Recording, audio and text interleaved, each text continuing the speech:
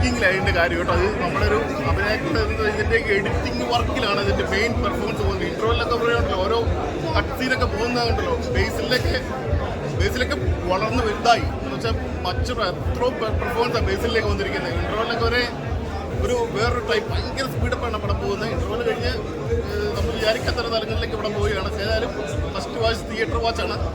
ഏതായാലും ഇഷ്ടപോലെ തന്നെ. ഞാൻ പറഞ്ഞ അൻവർ റഷീദ് തന്നെ ആദ്യം വിചാരിച്ചത്. അൻവർ റഷീദിൻ്റെ അല്ലെങ്കിൽ ശ്രീനിവാസൻ തന്നെ പടമാണ്, ഡയറക്ടർ തന്നെ പടമാണ്. പടം കറക്കൻ അടിപൊളി മേക്കിംഗ് ആണ്. അതിൻ്റെ മേക്കിംഗ് എഡിറ്റിങ്ങിലാണ് അതിൻ്റെ ഭംഗി പോയിരിക്കുന്നത് കേട്ടോ.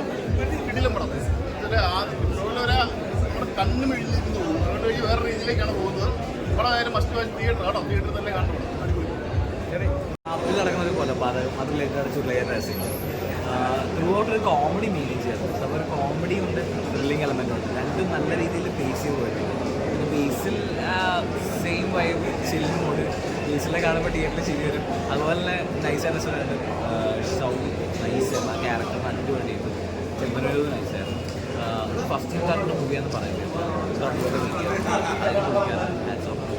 അൻവർ റഷീദ് പുള്ളി ചെയ്യുന്ന പടങ്ങളിൽ എന്തെങ്കിലുമൊക്കെ ഒരു സ്പെഷ്യാലിറ്റി ഉണ്ടാവും. പ്രൊഡക്ഷൻ ആണെങ്കിലും ഈ പറഞ്ഞ പോലെ ഡയറക്ടർ ആണെങ്കിലും അതിലൊരു സ്പെഷ്യാലിറ്റി സ്ക്രിപ്റ്റ് നൈസായിരുന്നു, മേക്കിംഗ് വൈസ് നൈസായിരുന്നു, BGMs ഷോർട്സ് ഫ്രെയിം രസമുണ്ടായിരുന്നു. ഒരു ഷാപ്പാണ് മെയിൻ. തുടങ്ങുന്നത് ഷാപ്പിലാണ്, അവസാനിക്കുന്ന ഷാപ്പിലാണ്. ഓൾമോസ്റ്റ് സിനിമയിലെ ഒരു ഹാഫ് ഭാഗം ഷാപ്പിൽ തന്നെയാണ്. അത് നല്ല രസമായിട്ട് ചെയ്തിട്ടുണ്ട്. പിന്നെ ഈ ARMൽ വില്ലൻ പുള്ളിക്ക് പേരറിയില്ല, പിന്നെ അതൊരു ക്യാമ്പയിൻ പുള്ളി നൈസായിരുന്നു. മൊത്തത്തിൽ എന്താ പറയുക, ഒരു തിയേറ്ററിൽ ഒന്ന് കാണുന്നൊരു പടം തന്നെയാണ്. ഇതിലെ പക്ഷേ ഭയങ്കര satisfied and direction hands off and ബേസിലിൻ്റെ മറ്റൊരു ഹിറ്റ് ഇല്ല. എനിക്ക് ലാഗ് ചെയ്യുന്നില്ല. സിറ്റുവേഷൻ ഡിപ്പെൻഡാണ്. പിന്നെ രസമായിട്ടുണ്ട്. എടുത്തു പറയുന്നത് എന്താണ് ഈ പടത്തിനകത്ത് തീം എന്ന് പറയുന്നത്? ഇല്ല, ഈ പടത്തിൻ്റെ തീം എന്താണ്? ഈ ഇൻവെസ്റ്റിഗേഷനാണ്. അത് ഒരു വ്യത്യസ്തമായിട്ടുള്ള രീതിയിൽ പോയിട്ടുള്ളൊരു ഇൻവെസ്റ്റിഗേഷൻ. അത് എന്താ പറയുക, നല്ല രസമായിട്ട് കൊണ്ടുപോയിട്ടുണ്ട്. ചിലപ്പോൾ പെട്ടെന്ന് എല്ലാവർക്കും കണക്റ്റ് ആയെന്ന് വരില്ല, പക്ഷെ കുറച്ചൊക്കെ പോയി കഴിഞ്ഞാൽ രസമായിട്ട് പുറത്തുനിന്ന് പ്രേക്ഷകർ ഈ പടത്തിൽ കയറണമെങ്കിൽ എന്ത് ബേസിലാണ് കയറേണ്ടത്? നമുക്ക് ഇഷ്ടപ്പെട്ട ഒരുപാട് ആർട്ടിസ്റ്റുകളുള്ള ഒരു ഇൻവെസ്റ്റിഗേഷൻ സ്റ്റോറി. അത് ഒരുപാട് നമ്മളിതുവരെ കാണാത്ത രീതിയിൽ കൊണ്ടുപോയിരിക്കുന്ന നമ്മൾ കോമഡിയും കൂടി മിക്സ് ചെയ്ത് കൊണ്ടുപോയിരിക്കുന്ന ഒരു ഇൻവെസ്റ്റിഗേഷൻ സ്റ്റോറി. ഓക്കെ.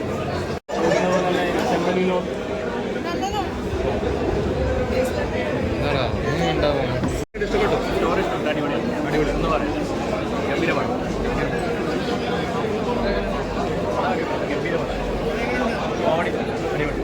കോമഡി ത്രില്ലറാണ്, ഹ്യൂമറുണ്ട്, ഒരു അടിപൊളി എൻ്റർടൈനർ. ഞെട്ടിച്ച് എല്ലാവരും തകർത്ത് അഭിനയിച്ചു. ബേസിൽ ജോസഫ് സൂപ്പറായിട്ട് നന്നായിട്ട് ചെയ്തു.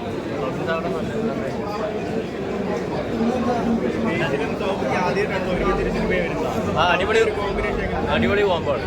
അത് കണ്ടറിയണം. നല്ലൊരു കോമ്പിനേഷൻ.